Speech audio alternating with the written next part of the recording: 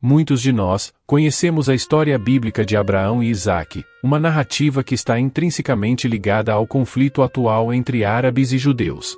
É fundamental compreender que nem todos os árabes são seguidores do Islã, e também que nem todos os muçulmanos são de ascendência árabe.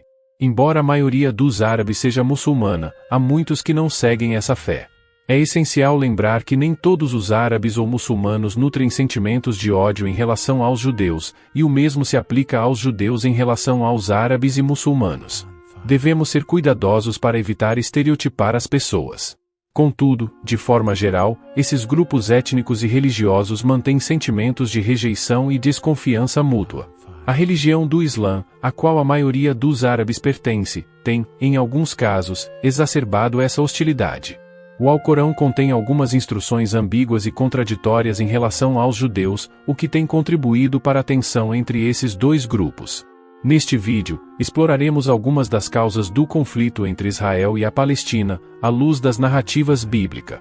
Se você ainda não é inscrito no canal Bíblia Secrets, convido para você ser nosso parceiro nessa jornada de segredos bíblicos. Ao fazer a sua inscrição, você irá receber sempre notificações de vídeos novos do canal.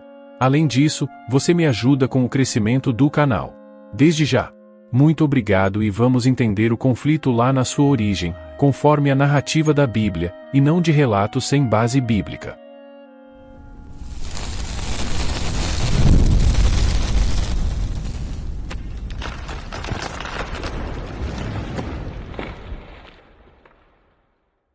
Por que judeus e árabes sempre estão em guerra? Quem foi Ismael ou Ismael em hebraico? A gente sabe que Ismael foi um dos filhos de Abraão, o grande patriarca dos judeus. Quem foi Agar? Ela foi a concubina de Abraão. Qual a história da mãe de Ismael? Perceba uma coisa interessante nessa história. Ela era uma princesa no Egito. E como, de princesa, ela se torna uma concubina. Na verdade, antes de ser concubina, ela simplesmente era uma escrava na casa de Abraão. Ela servia a Sara e Abraão, e ela própria pediu para ser como escrava. De onde veio isso? Olha só que coisa interessante. Se você abre a sua Bíblia, você vai ler e vai lembrar de quando Abraão sai da terra original dele, e ele vai até a terra de Canaã. Quando ele chega lá, Abraão vê que a região passa por fome, e é obrigado a ir para o Egito, e lá comprar mantimentos. Gênesis 12 verso 10, e chegando lá, se encontra com o faraó daquela época. Ele era como um rei, e Abraão teve medo, pois a sua esposa Sara era muito formosa. Ele temia que o faraó desejasse, e até quem sabe matá-lo para estar com a sua esposa. Então, ele combina com Sara, para ela falar que é sua irmã. Ele a convence que ambos estão em perigo de vida e ela aceita. E não é que o faraó realmente se interessa por Sara? O faraó traz ela para a casa dele, mas aqui acontece um milagre de Deus, que não deixa o faraó tocar em Sara. Toda a casa de faraó e o próprio faraó pegam uma praga. Então ele não conseguia nem se mexer para tocar em Sara. O faraó entendeu que ele pegou a mulher errada, pegou a mulher de uma pessoa que ele não podia nem tocar nela. E foi realmente que aconteceu. E aí, quando ele pede perdão para ela e Abraão, fica bom para todos, o faraó chega para sua filha, e fala: "Minha filha, eu nunca vi algo assim. Existe um Deus, e essas pessoas trabalham para ele. É melhor você ser escrava na casa dessas pessoas, do que ser uma princesa aqui nessa terra idólatra." Então, Agar larga tudo o que ela tem, para se tornar monoteísta e escrava na casa de Abraão e de Sara. E aí a gente sabe que Abraão estava casado por 60 anos com Sara e não tinham filhos. Chegou uma hora que Sara falou: "Meu marido não pode continuar assim. Ele é uma pessoa muito pura. Deus já falou para ele, que dele vai sair uma grande nação. Talvez eu não tenha esse mérito." Então, ela oferece Agar para Abraão, pois ela deixou de ser escrava, e passou para concubina, e ela acaba tendo relação com Abraão. E dessa relação, nasce Ismael, de uma concubina com Abraão. Somente 14 anos depois, é que Sara vai ter o filho dela, Isaque. O que acontece nesse momento aos 99 anos de Abraão? Onde Deus ordena fazer a circuncisão ou o Brit Mila, que é o pacto da palavra, que assim está escrito em hebraico. Nesse momento Ismael fala: "Pai, eu estou contigo. Eu também quero fazer o Brit Mila." Eu quero fazer também a circuncisão e esse é o motivo que até hoje, o povo árabe que descende de Ismael e que descende também de Abraão, assim como também fazem os judeus, que a criança judaica faz a circuncisão com 8 dias, como está escrito na Torá. E os árabes fazem como descendentes de Ismael, bem mais tarde, como foi feito pelo seu ancestral Ismael. A história continua sendo contando para a gente, que Ismael não tinha um comportamento adequado na casa de Abraão. E Sara percebeu isso. Ismael passa a ser uma má influência para o seu filho Isaque. Sara deseja que Isaque deve seguir o caminho certinho da Torá. Abraão fala para Sara: mas ele é meu filho. Eu não posso fazer uma coisa dessa. E aí tem uma intervenção divina. Deus vem e fala a Abraão: tudo que a sua esposa Sara falar, escuta e cumpre. Nesse caso a profecia dela é maior do que a sua. Então Ismael e Agar saem da casa de Abraão e na verdade voltam para o Egito, onde é o lugar que ela conhecia muito bem. Vale a pena lembrar que antes de Ismael nascer, um anjo se revela para Agar e fala: você terá um filho, e esse filho será pai de muitas nações. Ele será uma pessoa, Peré Adão. Aqui a tradução é um pouco difícil no português. Peré em hebraico seria selvagem, uma pessoa um pouco mais selvagem, uma pessoa que muito mais utiliza os seus instintos e menos os intelectos e muito mais o seu corpo para fazer as suas vontades, fazer as suas missões. E é por isso também que na continuação, o que está escrito? Que a mão dele vai estar em todos. E todos também terão a mão nele. E o que significa isso? Ou seja, aqui há uma profecia de muitas batalhas que acontecerão entre Ismael e os outros povos. Aqui a mão. A gente tem essa associação completamente de briga, que são feitas muitas vezes com a mão. Então, essa profecia a gente vê que ela acontece durante a história.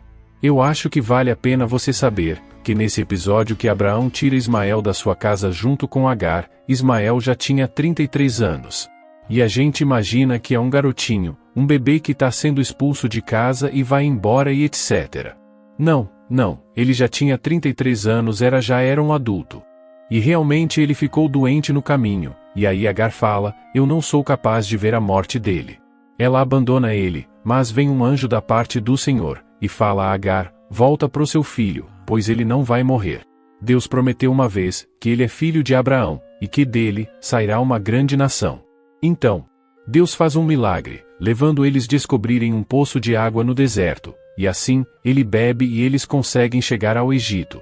Ele não se desconecta completamente de Abraão. Temos várias fontes, que contam de visitas que Ismael fazia ao seu pai. E o mesmo que Abraão fez na casa de Ismael. Olha só que coisa interessante. De acordo com a tradução em aramaico de Jonathan ben Uziel, a primeira esposa de Ismael se chamava Adisha. Engraçado que em hebraico a palavra Adisha significa insensível. Uma pessoa dura. Conta-se que Abraão foi visitar o seu filho. Então ele pegou um camelo e foi até lá, que era uma viagem muito longa de Canaã, a terra de Israel, até o Egito. Chegando lá, ele perguntou por Ismael. Abraão não se identificou como pai, e a esposa de Ismael falou que o seu marido estava no campo, trabalhando com a sua mãe. Eles foram catar tâmaras e outras coisas.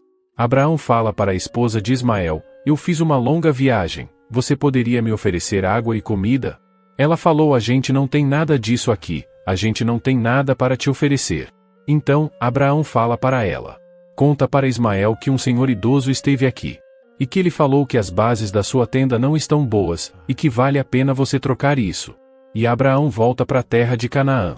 Quando Ismael chega em casa, sua esposa Adisha fala: teve aqui hoje um senhor idoso, que estava lhe procurando, e ele pediu para eu transmitir um recado. E Ismael pergunta: qual foi o recado?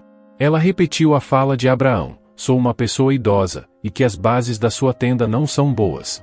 E que vale a pena você trocar. E Ismael no mesmo momento, entendeu de que quem lhe visitou, e foi o seu pai. E as bases da tenda era sua esposa. E essa esposa é uma pessoa má, insensível que não trata bem as visitas. O contrário do que eu te ensinei. E que você viu na minha casa. E foi o que Ismael fez. Ele trocou de esposa. Ele se casa novamente, dessa vez com a esposa que a sua mãe traz para ele do Egito. E ele acaba tendo muitos filhos. A Torá traz vários dos nomes dos filhos de Ismael. São eles: Nevaio, Massá, Misma, Hadad, Quedemá, Teima, Yeturi, Mivam, Yadeel, Mashalat, Nafshit e Basma. Agora quero ver você voltar e falar sozinho todos esses nomes. Ismael visitava também Abraão para saber o que ele deveria fazer. Qual o caminho que ele deveria seguir? Especialmente porque Agar se volta para a idolatria. Quando ela volta para o Egito, ela de alguma forma esquece os ensinamentos da casa de Abraão. E Ismael ele fica entre esses dois mundos, o mundo da mãe dele e o mundo do pai dele. E é interessante saber que, quando Abraão morre, Ismael faz questão de duas coisas. Primeiro, de ir até o enterro do seu pai, pois ele se sente profundamente ligado com ele.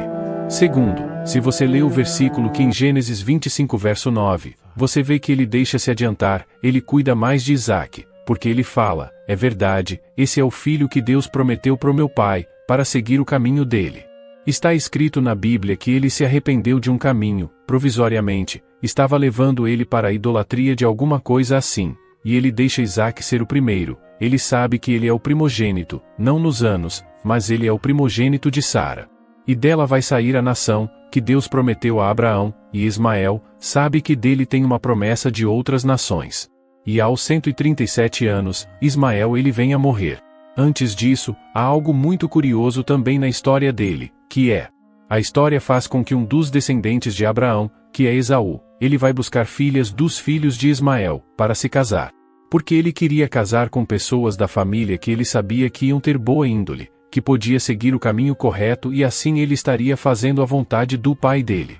E Esaú estaria fazendo a vontade tanto do pai dele que é Isaque, quanto a vontade do seu avô que é Abraão.